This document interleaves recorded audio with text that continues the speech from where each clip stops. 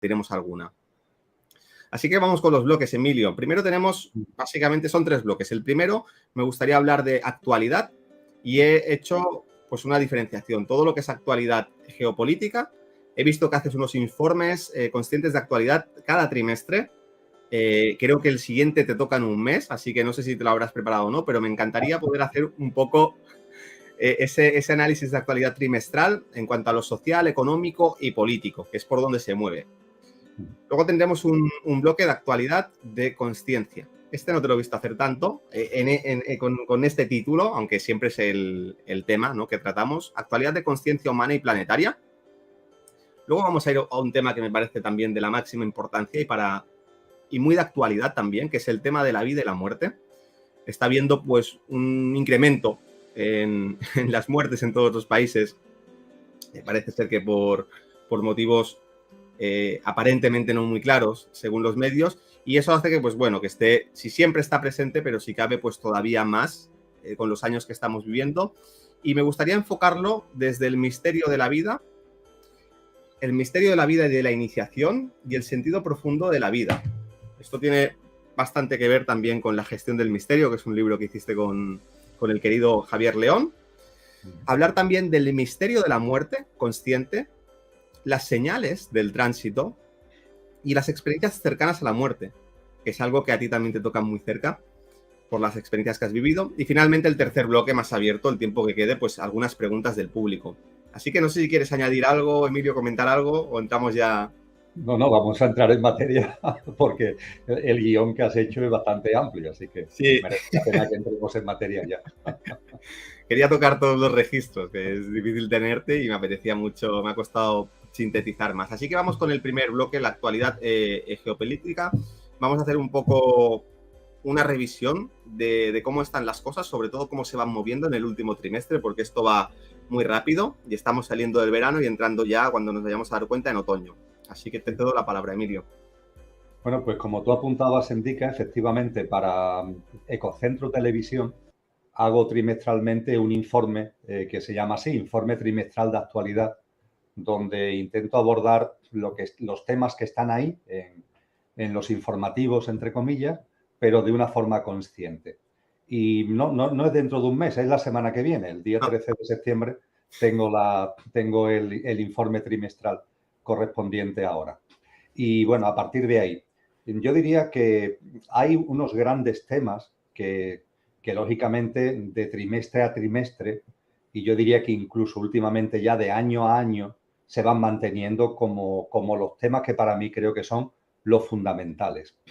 Y bueno, acabamos de terminar un verano que ha traído una serie de experiencias y siendo muy telegráfico, Endica, yo diría que no se le presta todavía la suficiente atención, pero siempre que hablamos de la actualidad, geopolítica, social, etcétera, etcétera, todo lo que tiene que ver con las distorsiones electromagnéticas, tengo un convencimiento íntimo de que está adquiriendo una enorme importancia. Es decir, en la medida en el que la infraestructura de la tecnología 5G va haciéndose una realidad y sin entrar a valorar en lo que es la tecnología 5G, si es útil, si no es útil, si es necesaria, si no lo es, sus ventajas, sus desventajas. No, yo me planteo algo más sencillo. Es la infraestructura operativa, tecnológica, que la tecnología 5G, para que funcione, precisa y necesita.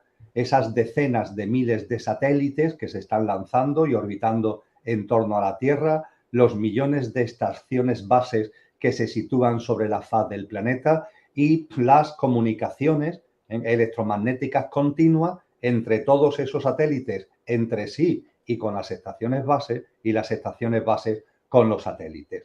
Esto lo que significa es que la humanidad y la madre Tierra en su conjunto estamos metidos en una tela de araña que cada vez es más densa, una tela de araña electromagnética.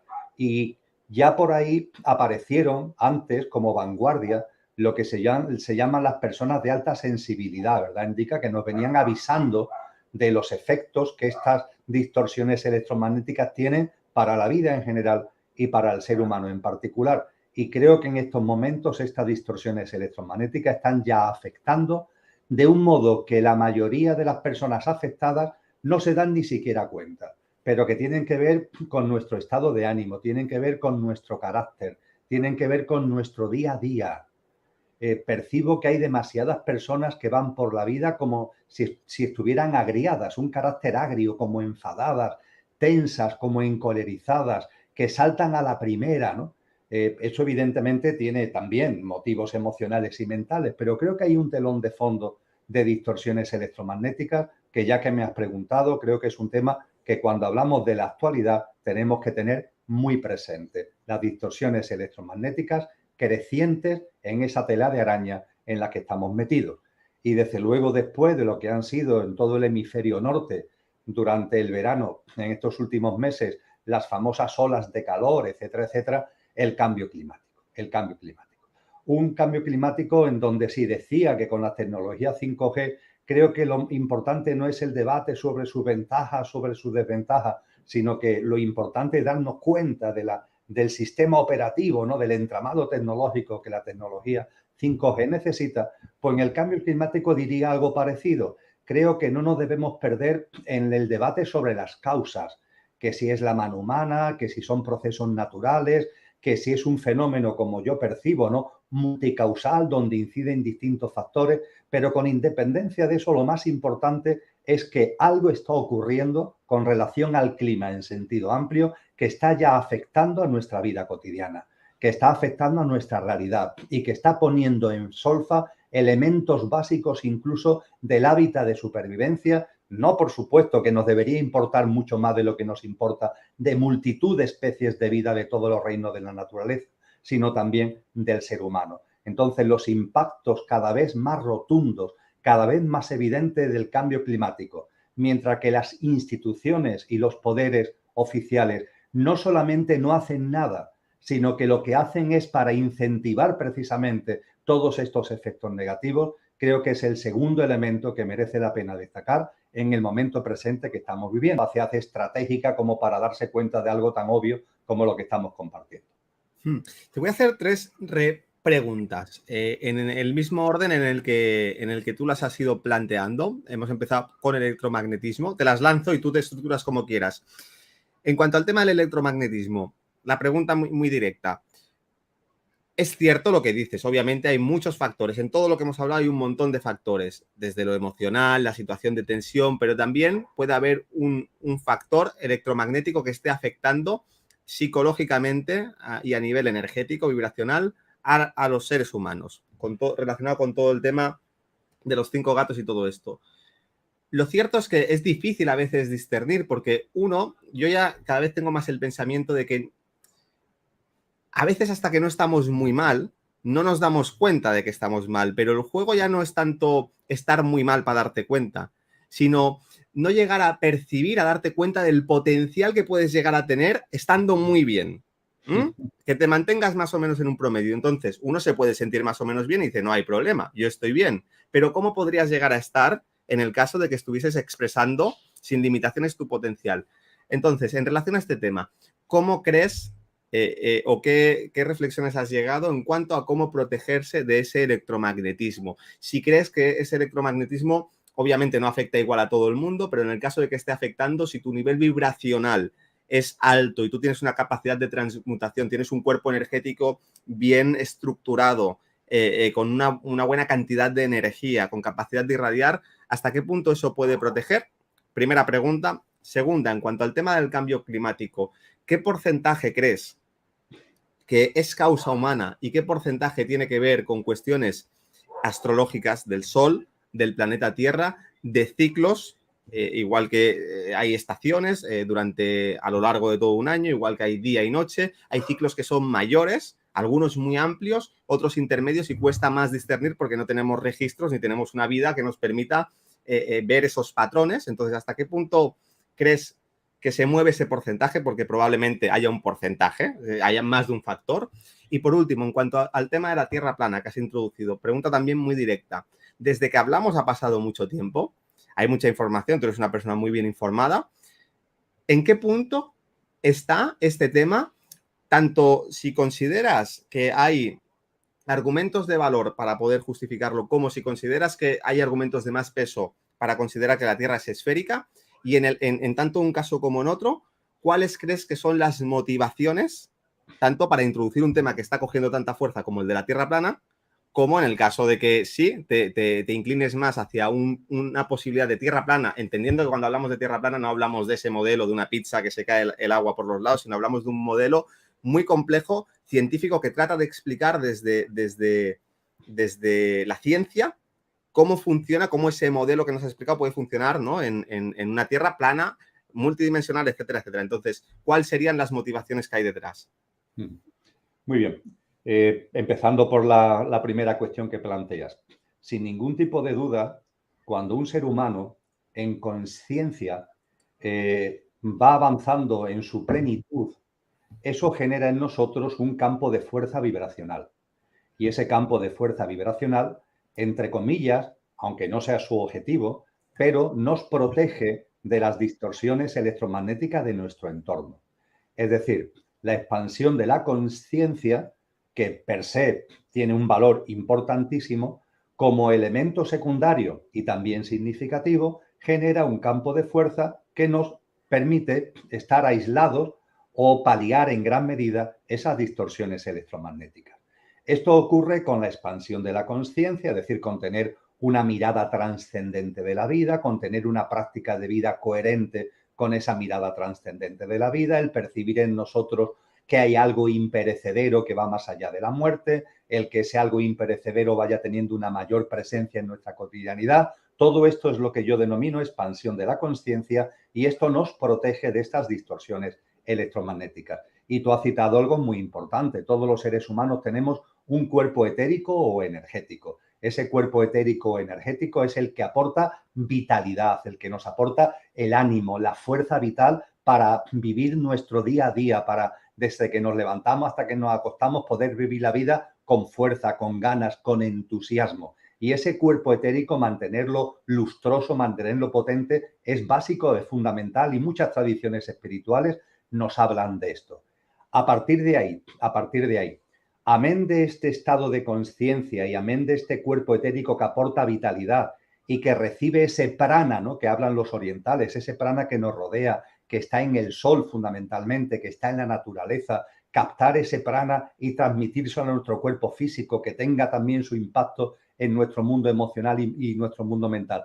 Además de todo esto, cuando hablamos de estas distorsiones electromagnéticas, es enormemente importante, indica, tener en cuenta a los reinos de la naturaleza y fundamentalmente en lo que implica el ámbito de lo electromagnetismo, el mundo vegetal. El mundo vegetal disuelve, el mundo vegetal protege, el mundo vegetal transmuta las distorsiones electromagnéticas. Muy en particular las arboledas, la importancia de los árboles en el planeta, la importancia de los árboles en las ciudades. Los árboles evitan, transmutan y nos protegen de las distorsiones electromagnéticas. Y algo que en estos momentos estoy estudiando, pero que es prematuro el compartir contigo resultado definitivo, es precisamente cómo en el mundo entero llevamos ya varios años donde hay una acción continua por parte de los poderes oficiales, instituciones, gobiernos locales, gobiernos regionales, gobiernos nacionales, de destrucción de la arboleda. Se están destruyendo árboles como nunca. En la ciudad donde yo vivo, en la ciudad de Sevilla, en los últimos años se han talado más de 5.000 árboles. Se habla mucho, fíjate, ¿no?, de emergencia climática. Sin embargo, no hay ningún problema para talar árboles. Mi percepción es que detrás de eso no solo hay inconsciencia, que la hay, claro, el matar a esos seres vivos, pero también puede haber una influencia de esos que están detrás moviendo hilos porque son conscientes que esas arboledas dificultan su objetivo de que a través de esas distorsiones electromagnéticas puedan afectar, como tú muy bien has dicho, a nuestro estado de ánimo, puedan afectar a nuestro carácter. A ese respecto, y termino, la musicoterapia nos enseña cómo los hercios que están en nuestro entorno, influyen en nuestro estado de ánimo, influyen en nuestras emociones y cómo no es lo mismo tener una vibración determinada en hercios que otra vibración en hercios. Tú y yo, a la hora de relajarnos o a la hora de estudiar o a la hora de hacer cualquier cosa, el tener un tipo u otro de música, un tipo u otro de frecuencia vibracional en nuestro entorno, influyen. Esto es algo, repito, que la musicoterapia tiene absolutamente puesto de manifiesto y que nos puede ayudar a entender todo lo que implica las distorsiones electromagnéticas a las que estamos haciendo referencia. Después, la segunda cuestión que me planteaba, ¿me la recuerdas telegráficamente, Indica, simplemente? Sí, las causas del cambio climático. Perfecto. Básicamente. Bien, tú me hablabas de unos tantos por cientos. Hombre, dar tantos por ciento es demasiado aventurado, pero yo me atrevería a decir que a lo largo de la historia de la humanidad, los ciclos mayores y menores a los que tú has hecho referencia, el ciclo de las radiaciones solares, de las manchas solares, los propios ciclos vitales, porque es un ser vivo de la madre tierra, han tenido el protagonismo de lo que el cambio climático es y significa. De una manera o de otra, siempre ha habido cambios climáticos a través de toda la historia de la humanidad y el protagonismo ha sido con un tanto por ciento altísimo el de esos ciclos de la madre tierra y esos ciclos del sol. Es decir, podríamos decir, por tanto, que el protagonismo claro, yo diría que en torno al 80, 85, 90% ha sido de fenómenos, de ciclos naturales.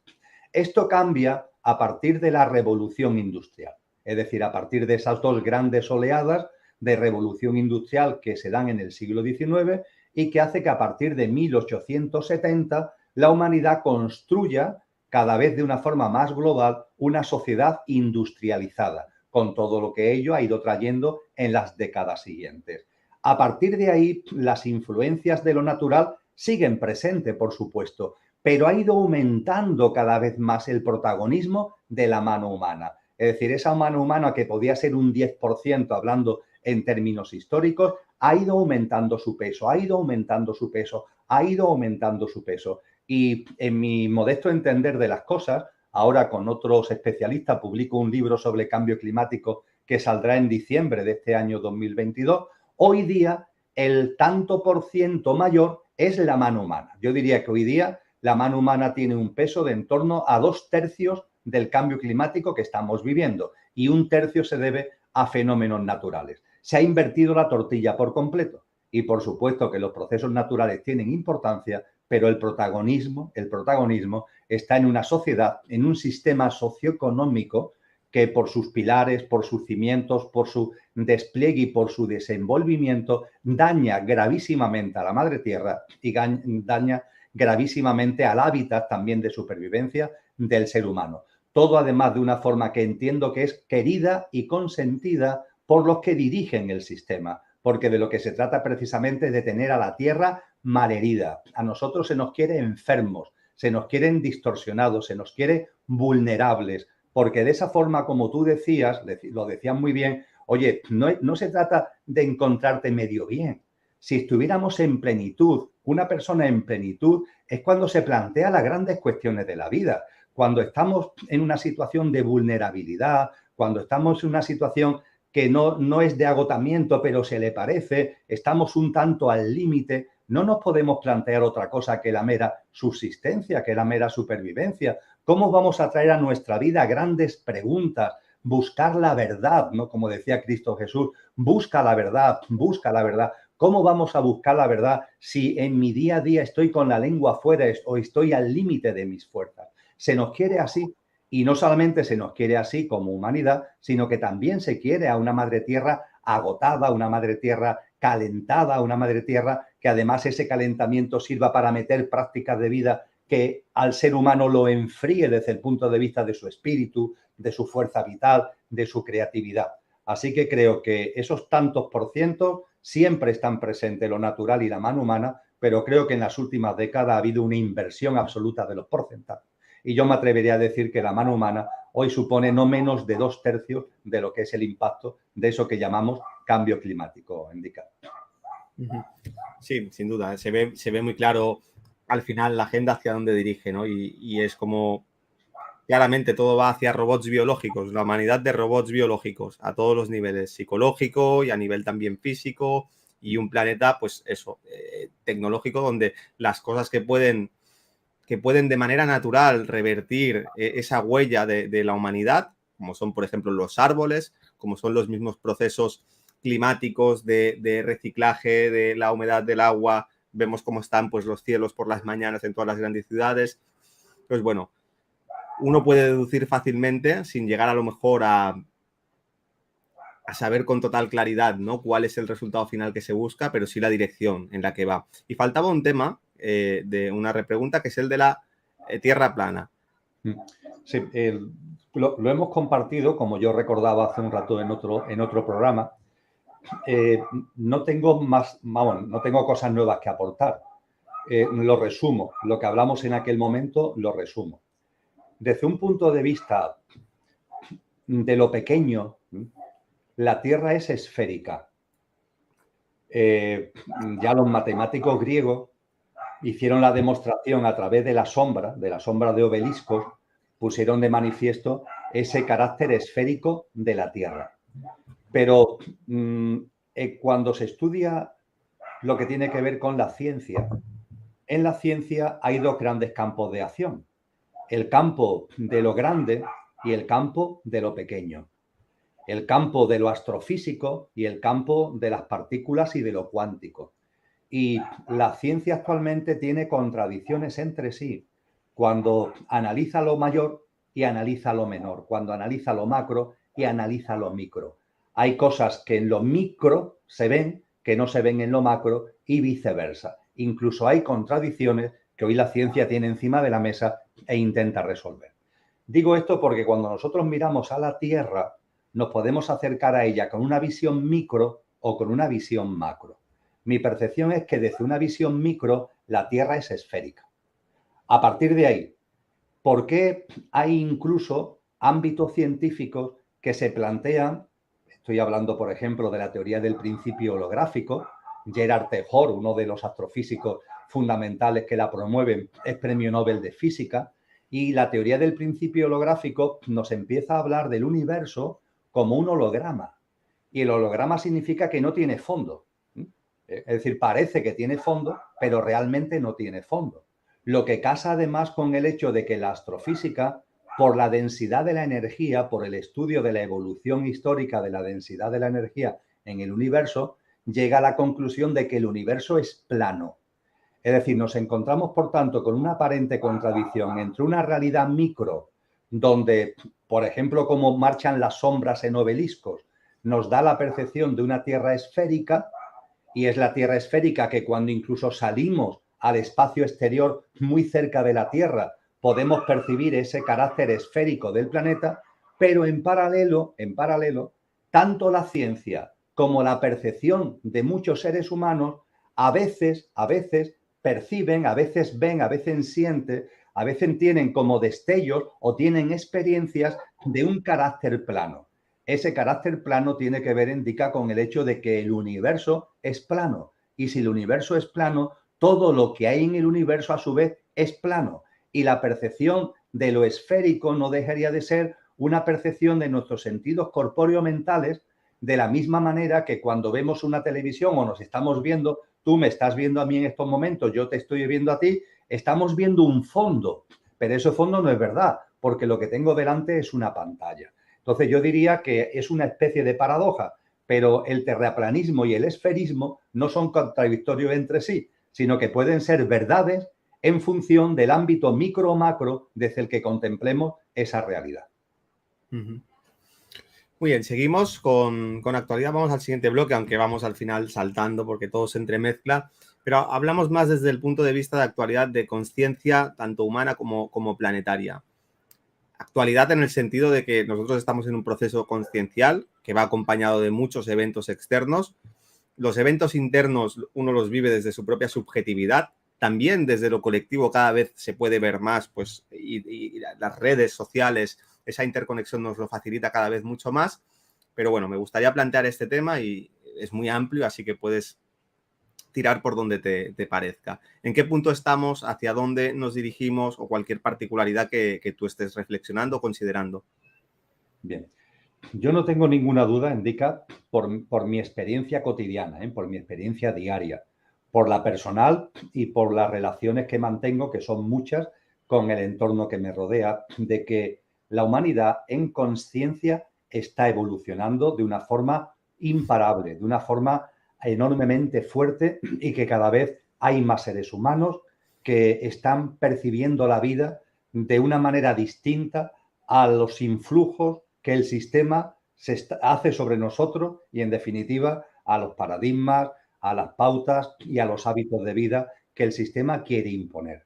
Yo creo que estamos viviendo en ese sentido, en muchísimas personas, un cambio de paradigma y una voluntad y un compromiso de vivir de una manera distinta. Y yo creo que eso hay que ponerlo en valor. Es verdad que todavía hay una gran parte de la humanidad que está muy sometida a los dictados de esos paradigmas, de esas pautas y de esos hábitos de vida que impone el sistema, pero eso no nos debe hacer olvidar, no nos debe cegar la mirada para percibir que hay un avance importantísimo en muchísimos campos.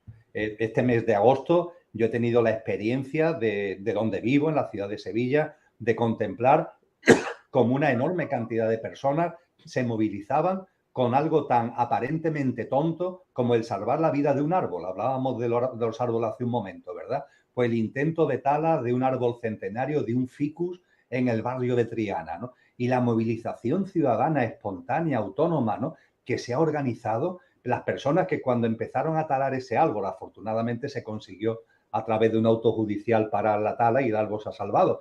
Pero cuando se estaba metiendo mano a ese árbol y los borbotones de savia sangraba el árbol conforme se le iba talando, era espectacular, Indica, ver a la cantidad de hombres y de mujeres que en la calle lloraban sintiendo la vida que se estaba yendo de ese ser vivo, ¿no? Esto para mí tiene una enorme importancia. Es decir, el hecho de que vayamos también saliendo del antropocentrismo, el hecho de que vayamos viendo nuestra unión con la vida, el hecho de que vayamos viendo la vida también y respetándola en los otros reinos de la naturaleza. En fin, no me enrollo que tenemos poco tiempo, pero yo sí percibo con claridad un cambio fortísimo en la conciencia humana. De la misma forma que percibo, por ir a la otra parte de lo que tú preguntabas, de la misma forma que percibo que los influjos para intentar que esto no sea así son enormes.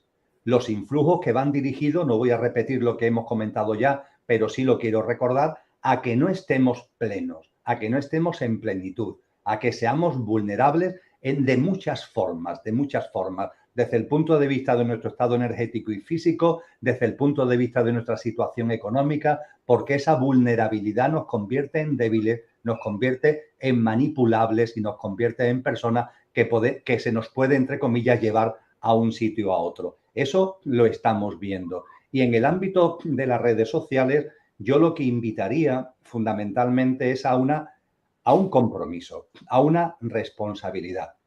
No es sencillo, bueno, es sencillo, pero entramos en una práctica que lo sencillo lo convierte en complicado. Yo me lo impongo a mí mismo. Cuando me llega algo al móvil que me envía una persona, yo he adquirido el compromiso conmigo mismo, Indica, de no distribuir nada que me llega al móvil, salvo que compruebe que es verdad. Que es verdad en la medida en que se puede comprobar, es decir, tener la constancia de que no es lo que se llama una fake news. Esto lo he asumido como un compromiso conmigo mismo. Yo no puedo servir de vocero de lo que llega a mi móvil sin hacer yo de filtro de la veracidad, en la medida de mis posibilidades, de la veracidad que puede tener esa información. Creo que esto es un compromiso que todos deberíamos asumir con nosotros mismos. Sé que a veces nos puede y quedamos muy bien porque nos viene algo que nos resulta curioso y ya se lo estamos enviando a un grupo de WhatsApp o a 2 grupos de WhatsApp o a 10 amigos. Y parece que de esa forma nos hacemos notar y caemos mejor porque compartimos, porque divulgamos, pero hay que tener un compromiso con nosotros mismos para no ser una especie de meros reboteadores de lo que nos llega sin que nuestra conciencia y nuestro discernimiento actúe. Creo que esto es fundamental y también es fundamental la selección. Tenemos que ser selectivos. Tenemos que tener muy claro que en el mundo de las redes hay de todo y creo que ya somos mayorcitos o deberíamos serlo como para tener muy claro cuáles son aquellas plataformas, cuáles son aquellos canales, cuáles son aquellas personas que merecen la pena escuchar, que merecen la pena sintonizar, que merece la pena atender. Y a partir de ahí, todo lo demás, que hay un enorme jaleo, un enorme ruido, dejarlo a un lado. Creo que tenemos que ser muy selectivos. Hay plataformas, no es por regalarte los oídos como la tuya, que yo aconsejo. Oye, que estás interesado en otra versión de la realidad, en cuestiones que no aparecen en los informativos. Por ejemplo, pues el canal de Enrique es un canal magnífico para que estés al tanto. Aconsejo el tuyo y otros canales, ¿no? Pero hay que ser selectivo, no vale cualquier cosa. Creo que tenemos que ser ya de una vez mayores de edad desde el punto de vista de la conciencia.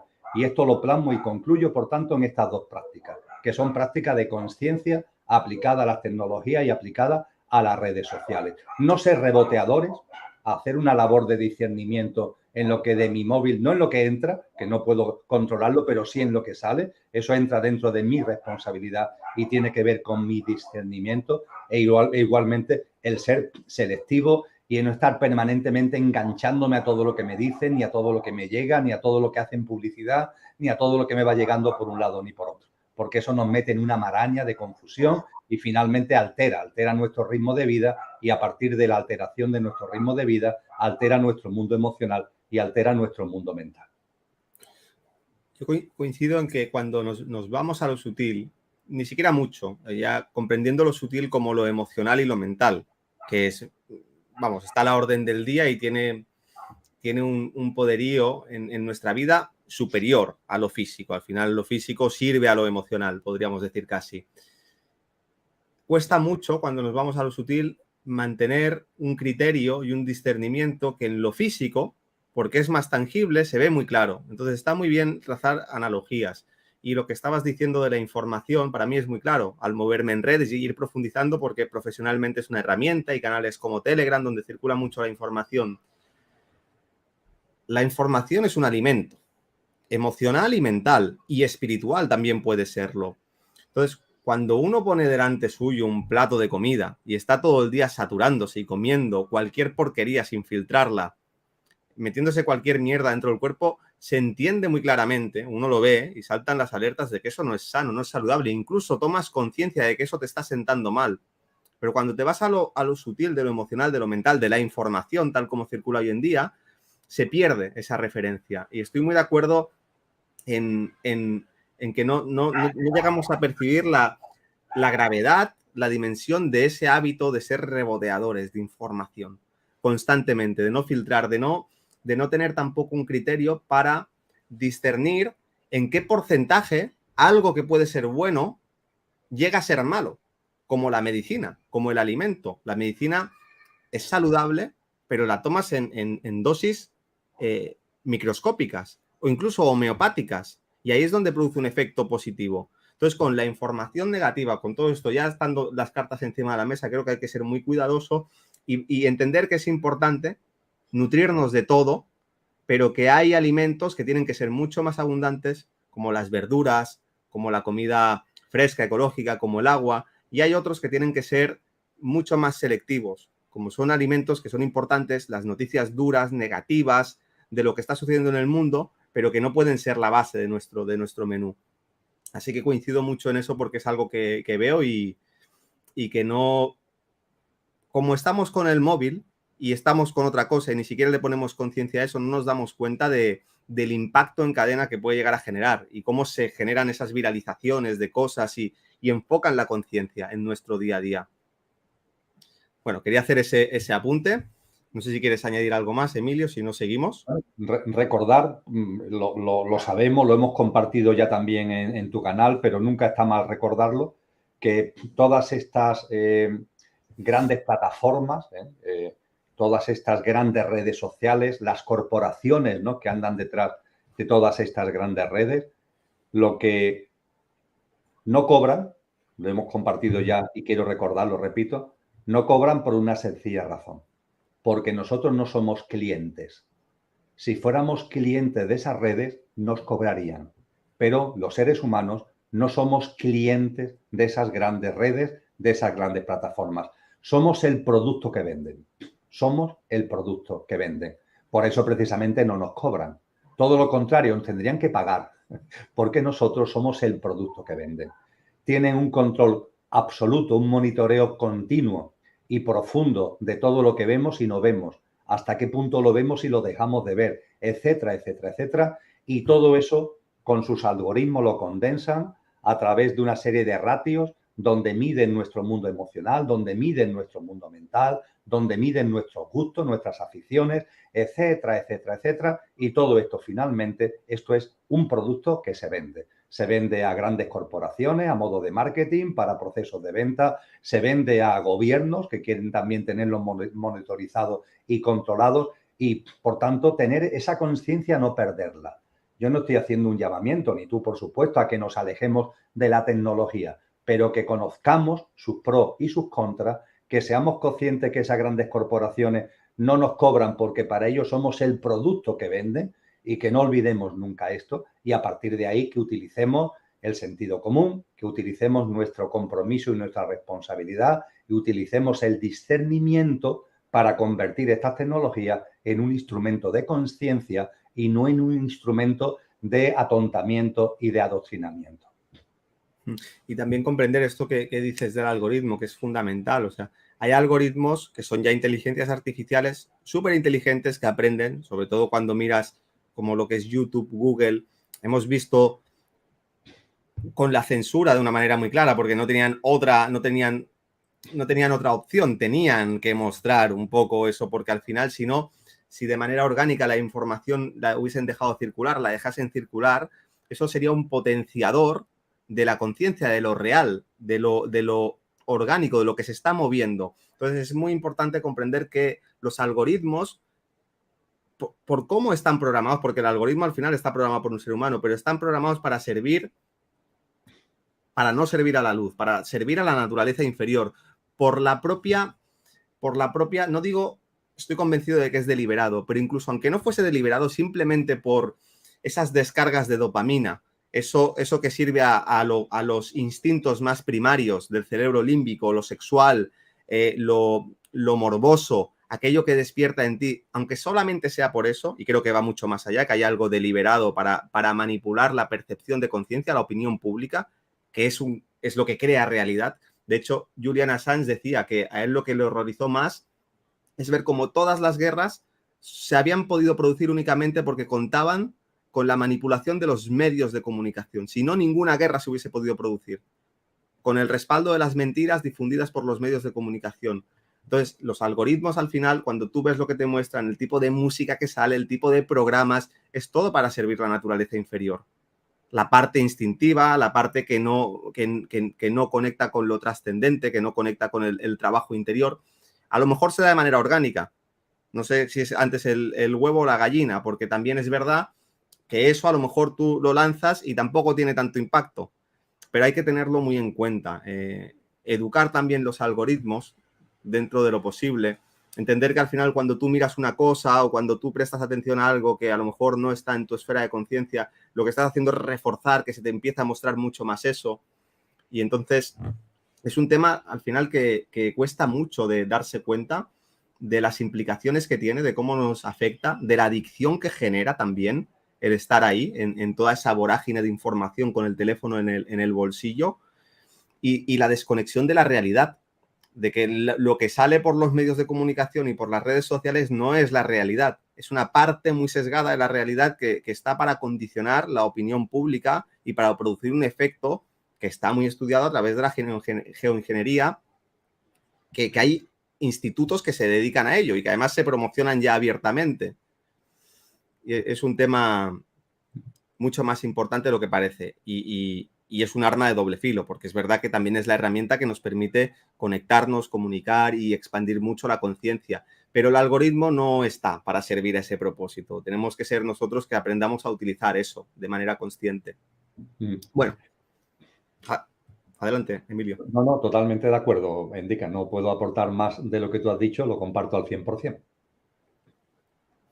Muy bien, avanzamos, que van pasando los minutos. Nos vamos al siguiente bloque, vida y muerte.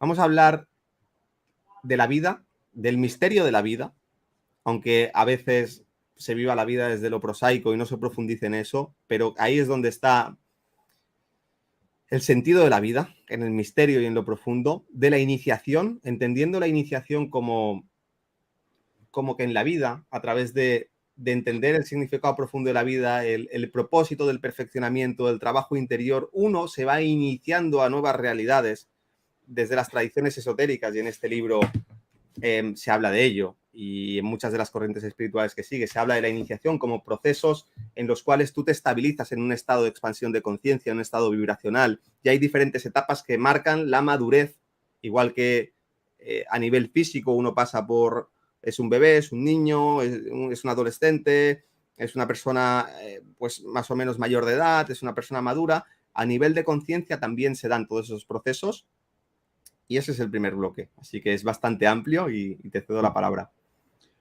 Sí, es amplio, pero estamos hablando de un pilar fundamental de la vida y de la existencia. Llevo un tiempo estudiando en profundidad todo lo que tiene que ver, antes lo citaba de pasada, con la astrofísica. Siempre me ha interesado, tanto a mi esposa como a mí, es un tema que siempre nos ha interesado, pero hace un tiempo que ese interés lo estamos desplegando a modo de estudio profundo, a modo de estudio de grandes autores, de lo que son ahora mismo los referentes fundamentales, tanto desde el punto de vista personales como de escuelas científicas en el ámbito de la astrofísica. Y esto dará lugar en su momento a lo que esperamos que sea un libro sobre cosmogénesis, que intentará resumir en unos 30, 40 postulados lo que la ciencia indica hoy sobre la realidad del universo y la realidad de la existencia, sobre su origen y sobre su desenvolvimiento. Y intentaremos también ponerlo eso en relación con lo que nos enseñan las tradiciones espirituales. Bien, todo esto, ¿por qué lo comparto? Porque crece, indica, el convencimiento en el ámbito científico de que la vida en el universo es inevitable. Es decir, frente a la visión que se tenía antes de que la vida en el universo puede ser una excepción, una especie de accidente excepcional, hoy día cada vez son más los científicos que perciben, que ven que la vida llena el universo por completo, que se expresa, por supuesto, de multitud de formas, pero que llena por completo el universo.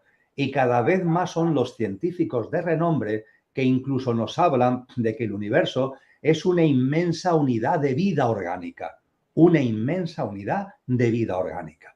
Sería como un ser humano, pero a lo bestia. Es decir, lo que en nosotros son células, pues estaríamos hablando de planetas y de estrellas. Lo que en nosotros son órganos, estaríamos hablando de galaxias. Y todo tiene un sentido.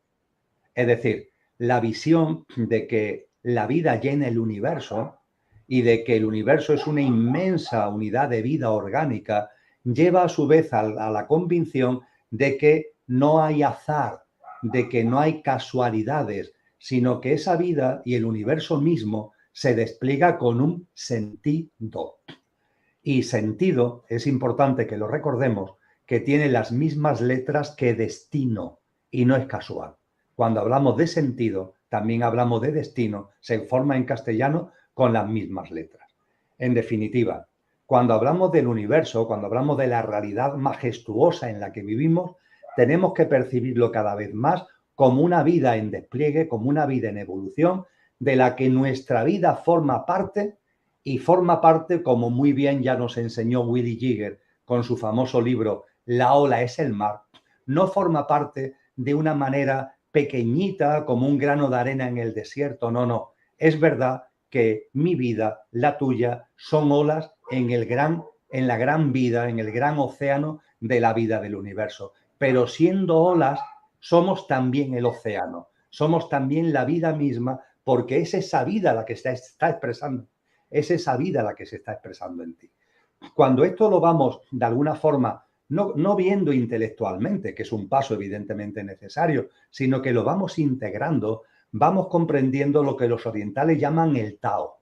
El Tao es que la vida es un camino, que la vida tiene un sentido. Y efectivamente, ese sentido de la vida es tan maravilloso que el símbolo del Tao es el yin y el yang, es decir, es un círculo donde una parte es negra y la otra es blanca, donde en la parte blanca hay un circulito negro, donde en la parte negra hay un circulito blanco, para que rompamos dualidades y para que percibamos que la vida, teniendo un sentido, todas las formas de vida que hay en el universo la podemos vivir alineados con el sentido de la vida, lo cual significa ser sensatos y evolutivos, o en libre albedrío, las formas de vida como la humana, que tenemos libre albedrío, podemos vivirla a contramano del sentido de la vida, es decir, lo podemos vivir de una forma insensata, es decir, de una forma involutiva.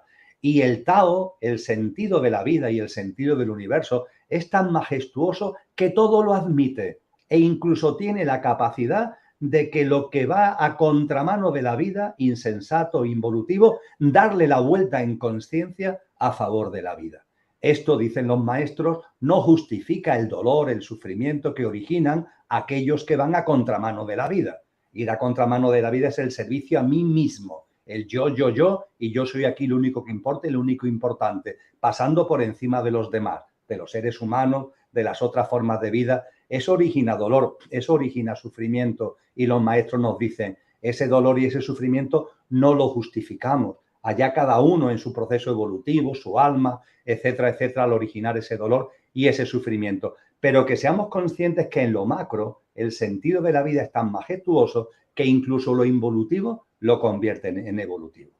Llegado a este punto, cuando vamos teniendo esta comprensión de las cosas en Dika, nos han dicho los maestros, date cuenta, nunca vas a encontrar el sentido de tu vida. Nunca. Si lo que buscas es el sentido de tu vida, nunca lo vas a encontrar. Busca el sentido de la vida y cuando halles el sentido de la vida, encontrarás el sentido de tu vida. Porque tu vida no tiene sentido si no es dentro del sentido de la vida. Bajo la influencia de nuestra personalidad, bajo la influencia de nuestro ego, de nuestro pequeño yo, nos empeñamos, ¿no?, en buscar el sentido de mi vida, de mi vida. Y ahí están las sabias, ahí están los sabios que nos dicen, no busques el sentido de tu vida, busca, integra, date cuenta del sentido de la vida y a partir de ahí descubrirás inmediatamente cuál es el sentido de tu vida. Esto también, utilizando palabras que vienen de místicos españoles, vendría a decir algo así, utilizando un término que creo que hay que poner entre comillas, pero que, en fin, al hilo para no divagar demasiado, es el que voy a utilizar, que es el término Dios. A mí me gusta mucho más el término oriental de aquello, porque no se le puede, es innombrable, pero en fin, en Occidente se le llama Dios. Pues bien, lo que nos enseñan los místicos cristianos, lo que nos enseñan los místicos sufis, es algo tan sencillo como ve a Dios en todas las cosas. Ve a Dios en todas las cosas. Y a partir de ahí, ve todas las cosas con los ojos de Dios. Primero ve a Dios en todas las cosas y a partir de ahí ve todas las cosas con los ojos de Dios. Evidentemente, lo que hablamos aquí de Dios es una percepción de la divinidad que no es antropomórfica, no es un señor de barba que anda por ahí para juzgarnos, premiarnos o castigarnos, sino que estamos hablando de esa divinidad que impregna la vida misma, que es la vida misma, que es la existencia, que está fuera y que está dentro. Y al estar dentro, desde mi divinidad, la percibo fuera. Y percibiéndola fuera, no me quedo solo en ver a Dios en todas las cosas. Es que como está en mí, veo todas las cosas con los ojos de esa divinidad que está en mí. Y eso indica es el camino de la iniciación. Eso es la iniciación. La iniciación es un camino que nos saca del cascarón del pequeño yo, nos saca del cascarón de la mirada del ego, de la mirada corta, del mí, del sentido de mi vida, de mi personalidad, de mis circunstancias, el yo y mis circunstancias del que hablaba maravillosamente Ortega y Gasset. No, salimos de ese cascarón. Tenemos una perspectiva más amplia de la vida y cuanto mayor vaya siendo esa amplitud en nuestra visión, iremos avanzando en lo que se llaman grados de iniciación. Los grados de iniciación son la integración de la vida como una realidad que te trasciende a ti, aunque a su vez tú eres parte inexorable e importantísima de esa vida, de la misma forma que el punto de una esfera es la esfera misma. y los procesos de iniciación de los que Javier y yo hablamos en el libro que tú has sacado a colación, que es un resumen, una aproximación a los procesos de iniciación que siempre se han enseñado en todas las escuelas de misterio, en todas las corrientes esotéricas y en todas las tradiciones espirituales, es precisamente eso. Sal del cascarón de tu pequeño yo y empieza a observar la vida con perspectiva. Decía Elena Blavatsky, monta en el ave de la vida. No vivas la vida aquí pegado a la tierra, tienes que montar en el ave, tienes que tener perspectiva para percibir la grandeza, para percibir la grandiosidad de la vida y de tu vida y de comprender lo que es tu vida en el contexto de esa vida. Y en definitiva también, y concluyo, esto tiene que ver con lo que se nos enseña especialmente en la ciencia del yoga, donde todo el camino del yoga es un camino que va dirigido a samyama, a la verdadera meditación, las fases superiores del Raja Yoga, donde en el estado superior de meditación, que es Samadhi, el ser humano puede percibir, el ser humano puede experimentar, es el culmen, es la culminación, indica, de la iniciación, que esa barrera entre el yo y lo que me rodea, esa barrera entre el sujeto y el objeto es ficticia. Y esa barrera el ser humano puede romperla. Diríamos que la persona que culmina el proceso de iniciación se diluye la barrera entre el sujeto y el objeto. Sí, tú vives, tú existes, tú eres, pero todo lo que te rodea no deja de ser distinto de tú y todo lo que está ahí no es distinto de ti. Se rompen esas barreras y esta diría, de una forma coloquialmente expresada y muy rápida, que es la culminación del proceso de iniciación indica. Me gustaría hacer una breve aportación.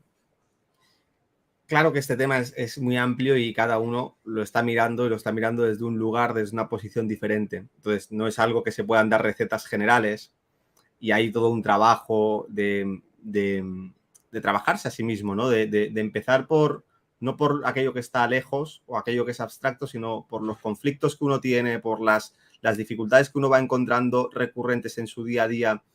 Pero más allá de eso, yo también una de las cosas que creo que es súper importante reivindicar, porque si no caemos en el abordar toda esta cuestión desde esa mente concreta y racional con la que operamos en el día a día, es darse cuenta de que uno tiene que aprender a volar, como hacías referencia a Blavatsky, pero volamos con nuestra mente, volamos con nuestra imaginación. Es muy difícil que tú puedas tener una experiencia más allá de lo cotidiano, a no ser que te permitas viajar con tu mente hacia lugares o espacios o reflexiones o meditaciones de lo que no conoces. Los niños lo hacen maravillosamente. Los niños están en esta realidad física jugando y están en esa realidad subjetiva, espiritual jugando y están entremezclando las dos.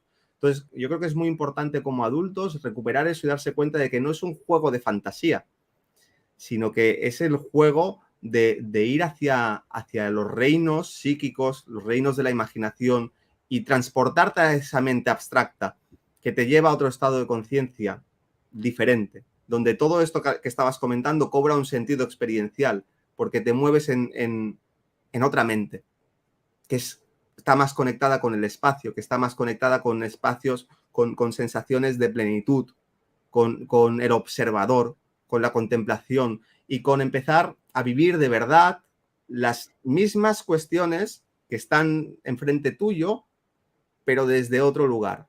Yo creo que te escuché a ti hablar una vez de que no es tan importante el qué sucede, sino el cómo lo vives.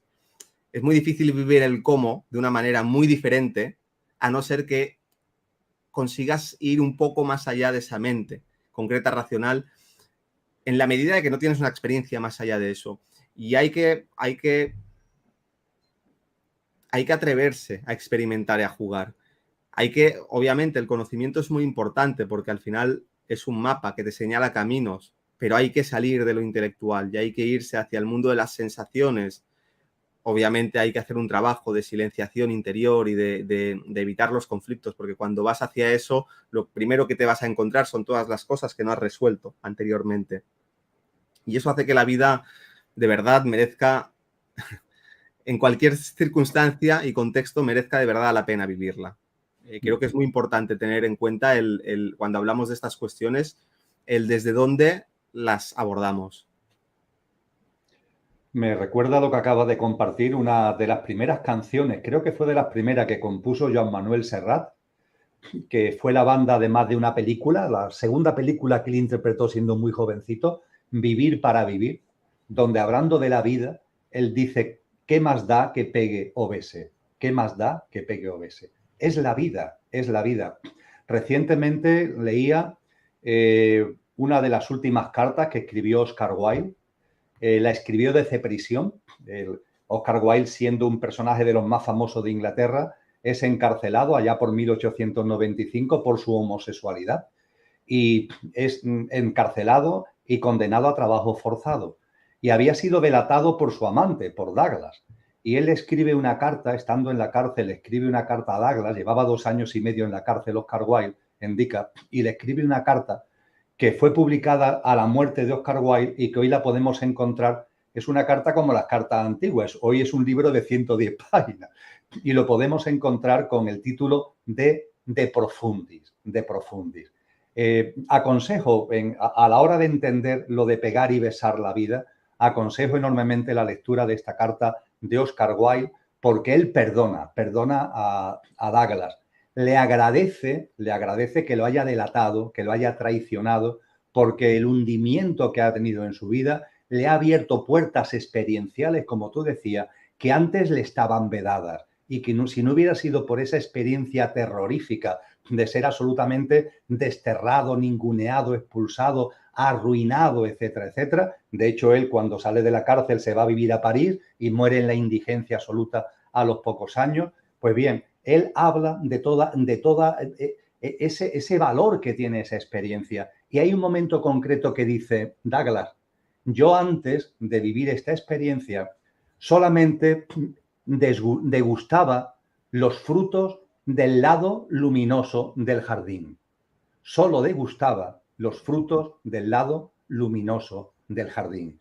Gracias a la experiencia que estoy viviendo, me he dado cuenta de que también hay frutos en el lado oscuro del jardín. Y me he dado cuenta que esos frutos también me producen deleite. También son frutos dignos de degustar. Y hoy percibo los frutos, hoy saboreo los frutos de todo el jardín. El lado luminoso y el lado oscuro. La verdad es que es conmovedor cuando entramos en esto. Y por fin, para no enrollarme más, cuando hablamos de iniciación hay veces que me dicen, pero Emilio, yo no tengo tiempo de empezar a leerme tratados, tratados esotéricos, de escuelas de misterio, ni siquiera tengo tiempo de leerme el libro que tú y Javier habéis escrito a este respecto, porque no, algo mucho más breve, algo que pueda en 15 minutos, 10 minutos leer lo que significa la iniciación, los procesos que esto conlleva, la evolución que eso implica. Pues bien, hay un texto, indica, que yo aconsejo vivamente. Está escrito en la barrera entre el siglo XIX y el siglo XX. Y está escrito por un ser muy controvertido que fue Friedrich Nietzsche, el gran filósofo germano. Me estoy refiriendo en concreto a la obra Así habló Zaratustra, que son discursos de este personaje que se inventa Nietzsche, Zaratustra. Pues bien, yo aconsejo vivamente la lectura del primer discurso. Ya está, son unas pocas paginitas, muy pocas, nada. En 10-15 minutos has leído, o menos, has leído el texto. El primer discurso de la obra Así habló Zaratustra de Friedrich Nietzsche. Y ahí se nos dice, se nos remarca, y me he acordado, y lo estoy sacando a colación, ahora verás por qué, a propósito de una cosa que tú has dicho, nos dice que en nuestro proceso iniciático, en nuestro proceso evolutivo, el ser humano pasa primero por una fase. La fase que él llama del camello. El camello por la joroba, ¿no? Por los pesos, por los lastres, ¿no? Es el ser humano que vive subordinado, sometido. Es el ser humano que vive, dice Nietzsche, en el debo de, tengo que.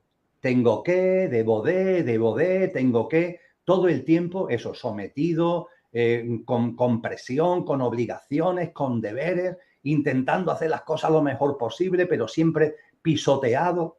Hay un momento determinado donde dice Nietzsche que el alma humana dice, no, hasta aquí hemos llegado. Tengo que romper con esto. No puedo seguir siendo un camello. Y dice que entonces el ser humano se transforma de camello en león. Fíjate el cambio de figura, el león como arquetipo. El león es el yo quiero, el yo quiero. Ya está bien, de debo de, tengo que, me lanzo al mundo. Me lanzo al mundo, si quiere que lo expresemos así, a conquistarlo, a hacerlo mío. Voy a buscar fuera mi realización, voy a buscar fuera el ser un ganador, voy a buscar fuera el éxito, la fama, el disfrute, el goce, el placer. Me lanzo fuera a conquistar el mundo. El yo quiero, ese es el león. Y nos dice Nietzsche, pero hay un momento determinado en el proceso evolutivo humano que te das cuenta que ese es un camino a ninguna parte. Que ese camino hacia afuera, de estar buscando fuera, la felicidad fuera, las relaciones fuera, todo fuera, es un camino que realmente nunca te da plenitud. Y en ese momento se produce la siguiente transformación. La transformación de el león en niño, en niño. Fíjate lo que se habla hoy tanto del niño interior. Bueno, pues ahí en 1899 ya estaba el niño en escena en esta obra de Nietzsche. ¿Y el niño cómo vive? ¿Cuál es la forma de vivir del niño? La del camello, debo de, tengo que. La del león, yo quiero siempre ahí con la lengua afuera, hacia afuera. ¿Y la del niño cuál es? El juego de crear. El juego de crear. El juego de crear, como tú has definido muy bien, el juego de crear en conciencia. El ver la vida como de verdad la vida es, nuestra capacidad de interacción con ella continuamente y nuestra capacidad creadora. Y a partir de ahí ir elevando la vista, ir elevando nuestras pautas y hábitos de vida, y elevando nuestra visión de las cosas para que efectivamente podamos percibir y podamos realizar esa capacidad de crear, no desde el pequeño yo, sino desde nuestro verdadero ser que todos tenemos. Creo indica que estas transfiguraciones del primer discurso de Zaratustra también tienen mucho que ver y resumen de una forma muy concreta, muy sintética, pero también muy cierta el proceso iniciático del ser humano. Lo voy a resumir incluso un poco más porque mi frase favorita o una de las favoritas de Nietzsche, no sé si será extraída de este libro de Así habló Zaratustra, que no lo he leído, o si no tiene todo el sentido en su proceso de desarrollo de su obra, ¿no? Y de compartir sus reflexiones, que dice, la madurez del hombre es vivir con la seriedad con la que juega el niño, que en el fondo resume eso, ¿no? Y es muy simbólico. A mí me gusta mucho porque la seriedad con la que juega el niño, es verdad, es algo de vital importancia jugar. Es algo que se toma muy en serio y no le quites el juego porque lo sacas de ese estado de fluir y entra en otro estado y se pone a llorar, pero para él es muy importante el jugar con la vida. Y eso. O sea, creo que lo complicado es llegar ahí, porque ahí no se llega a través de adquirir conocimiento, sino que hay que ir a tocar todas esas heridas, ya que hablabas del niño interior, ¿no? Todas esas huellas que van quedando, ¿no? Y ir quitando todo ese lastre para de verdad, ¿no? Poder volver a conectar, ¿no? Desde una madurez mayor, pero con ese estado de simple, ese estado además de bienestar, ese estado juguetón y ese estado donde estás dentro y estás fuera al mismo tiempo y vas jugando y vas moviéndote entre lo externo y lo interno, lo subjetivo y lo objetivo. Así que vamos un poco pasados del tiempo que habíamos pactado. No sé cómo lo ves, si compartimos unas preguntas del público o nos da para el último tema del bloque, que es la muerte, como tú prefieras, Emilio. No, yo lo dejo a tu elección, Indica, de verdad. No, por mi parte, encantado, lo uno, lo otro, como tú, lo dejo a tu elección, que para eso tú diriges el programa.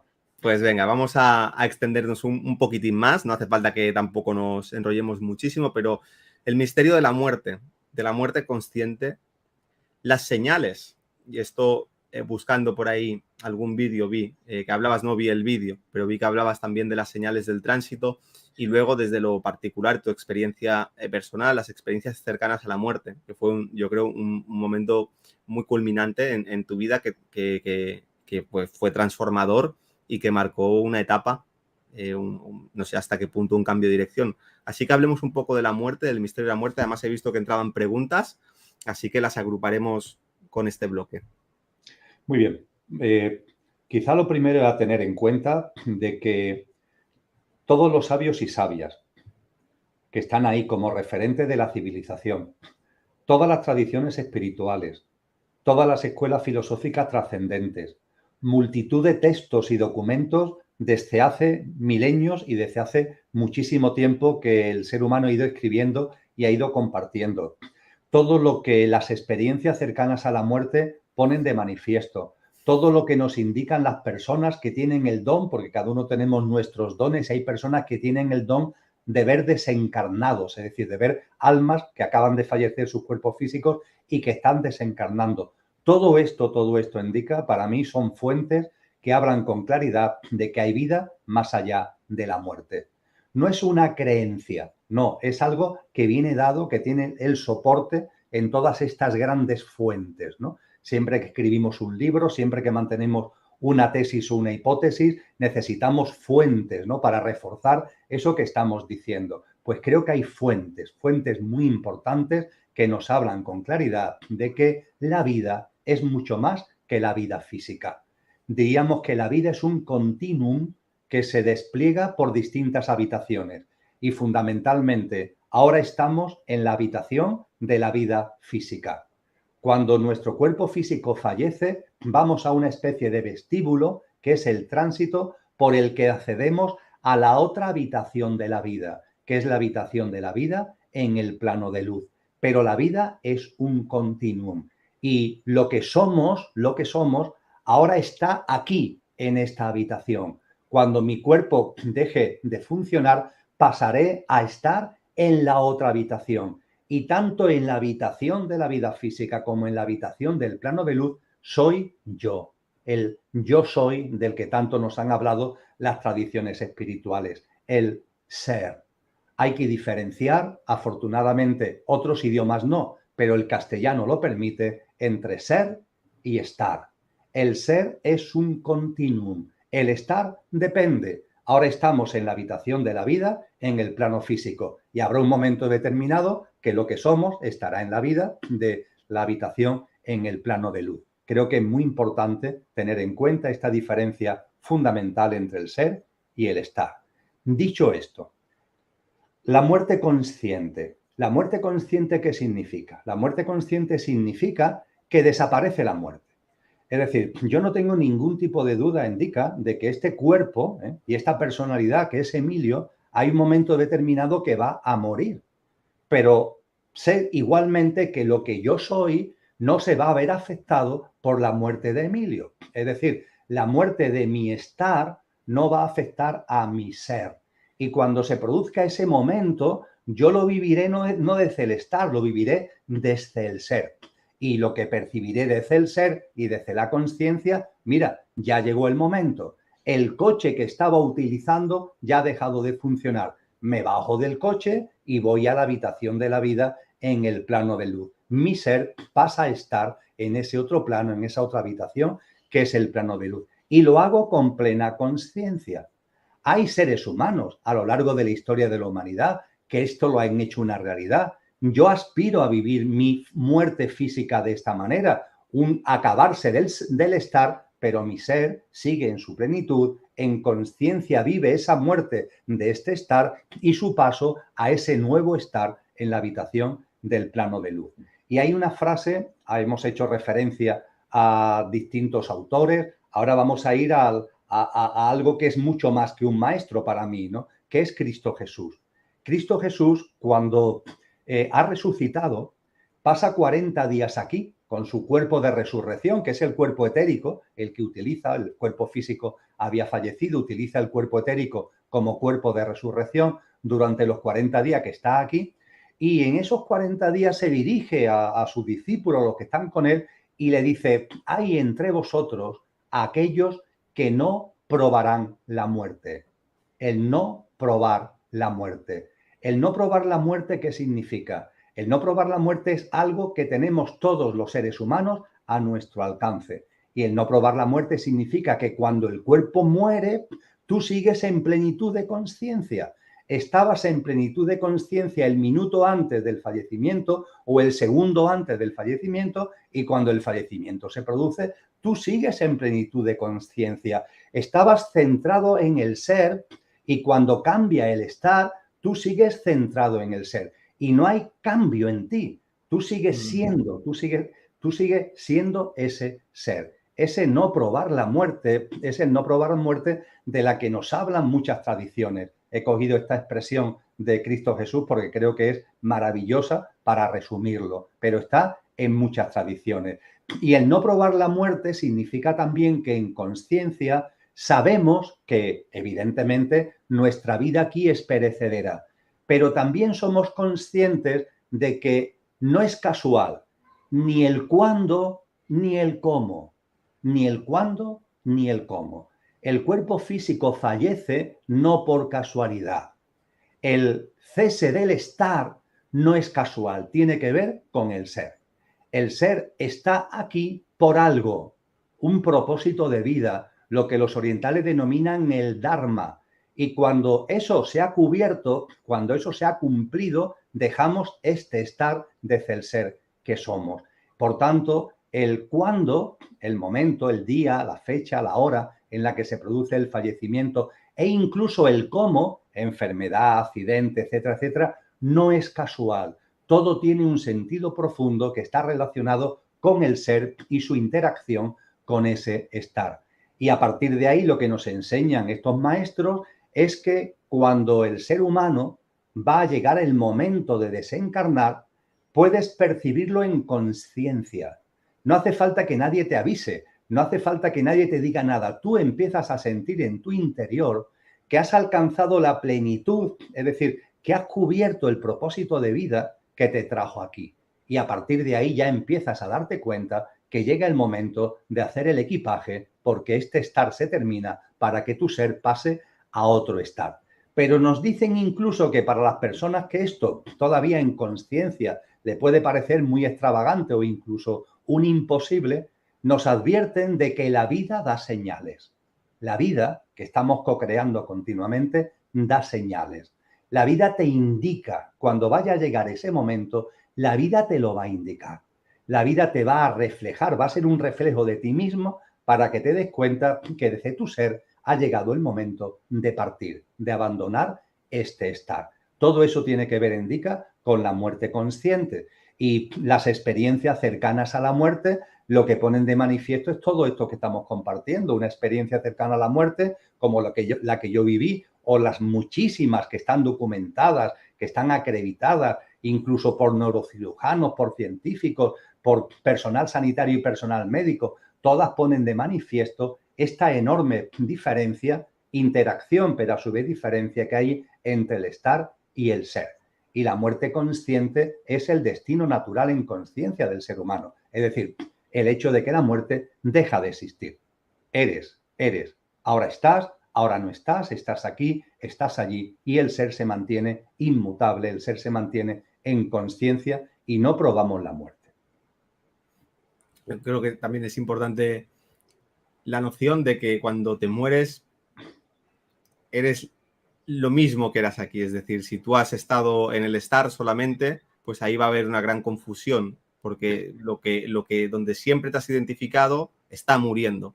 Pero si tú aprendes a vivir en el ser, pues simplemente lo que comentabas, ¿no? El estado de conciencia se transfiere, hay un proceso de desencarnar conscientemente y te vas al otro lado.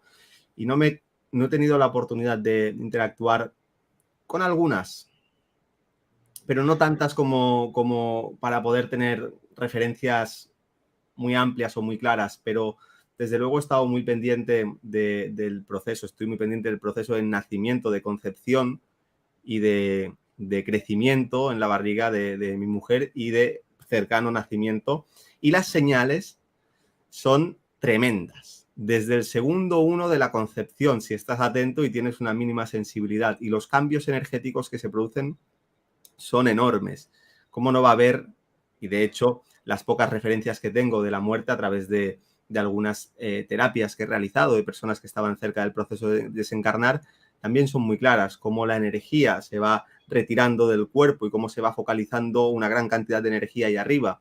El cómo lo viva cada uno, pues dependerá de lo presente y lo atento que haya estado viviendo a lo largo de su vida.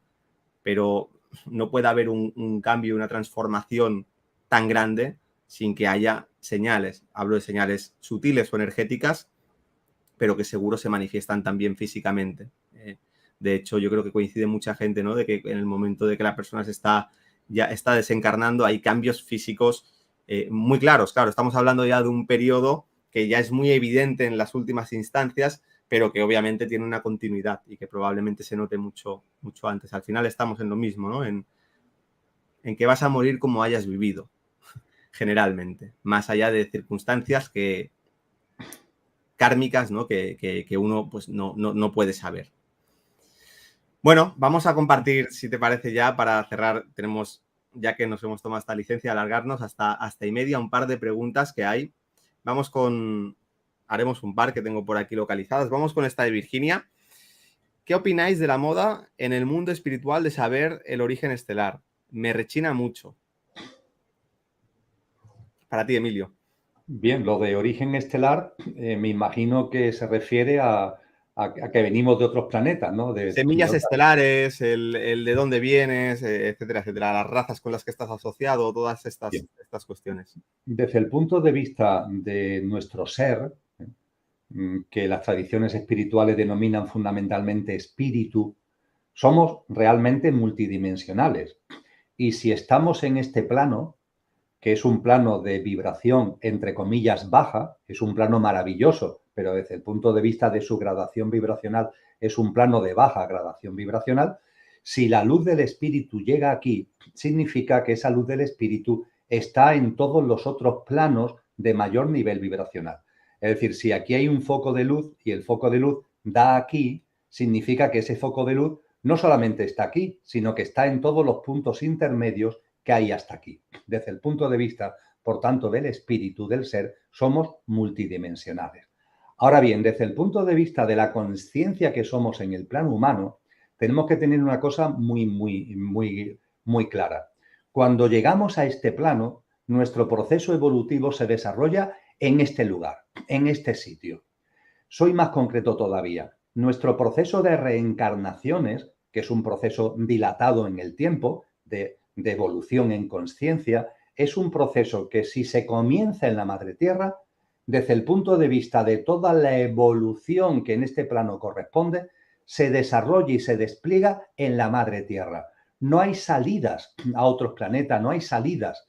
Una vez que se llega aquí, podemos venir de donde vengamos, pero una vez que estamos aquí, todo nuestro proceso de reencarnaciones se desarrolla en la Madre Tierra. De hecho, el cuerpo etérico al que ha hecho referencia Enrique y al que he hecho referencia yo, el cuerpo etérico, el cuerpo energético que los seres humanos tenemos, ese cuerpo etérico lo tomamos del etérico de la Tierra. Es decir, cuando nuestra alma se encarna, cuando nuestra alma se proyecta para encarnar, lo primero que hace es moldear el cuerpo etérico, que es el molde después del físico, y ese cuerpo etérico coge la sustancia como si fuera el barro, pero el barro etérico lo coge del etérico del planeta.